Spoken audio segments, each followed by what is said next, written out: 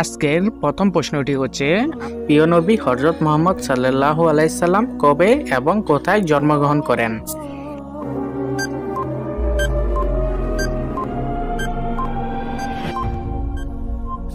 উত্তরটি হচ্ছে 570 খ্রিস্টাব্দে আরবে মক্কা নগরীতে।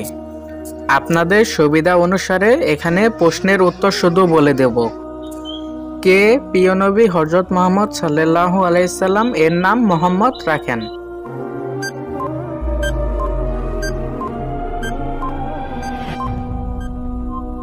এখানে উত্তরটি হচ্ছে নবীজি সাল্লাল্লাহু আলাইহি সাল্লাম এর দাদা আব্দুল মুত্তালিব।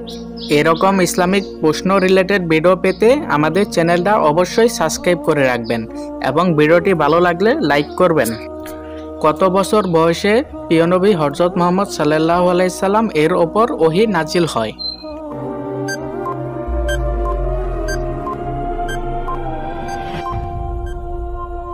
এখানে উত্তরটি হবে 40 বছর বয়সে প্রথম ওহী নাজিল হয়। রাসূল সাল্লাল্লাহু আলাইহি সাল্লাম সর্বপ্রথম কোন মসজিদটি নির্মাণ করেন?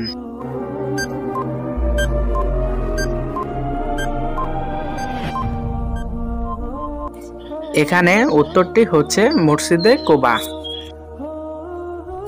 মৃত্যুর সময় প্রিয় নবীর বয়স কত ছিল?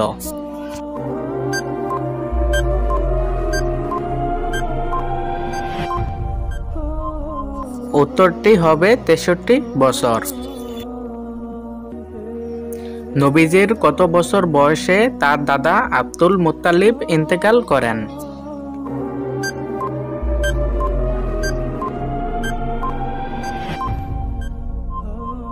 এখানে সঠিক উত্তরটি হচ্ছে 8 বছর বয়সে। দাদা আব্দুল মুত্তালিব ইন্তেকাল করার পর কে প্রিয় নবী হযরত মুহাম্মদ সাল্লাল্লাহু আলাইহি সাল্লাম এর লালন পালনের দায়িত্ব নেন?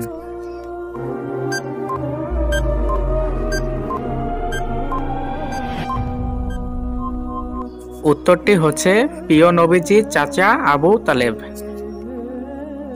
নবীজি সাল্লাল্লাহু আলাইহি সাল্লামকে কোথায় কবর দেওয়া হয়?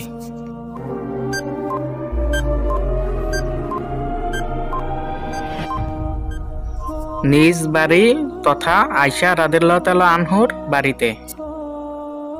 প্রিয় নবী হযরত মুহাম্মদ সাল্লাল্লাহু আলাইহি সাল্লাম এর উপাধির নাম কি?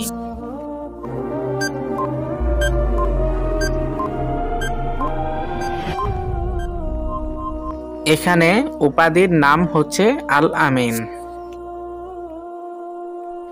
নবীজি সাল্লাল্লাহু আলাইহি সাল্লাম কত বছর বয়সে প্রথম বিবাহ করেন?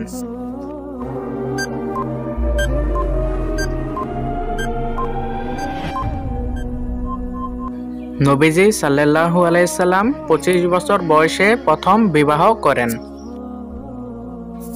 নবীজি সাল্লাল্লাহু আলাইহি সাল্লাম এর জীবনের শেষ যুদ্ধ কোনটি?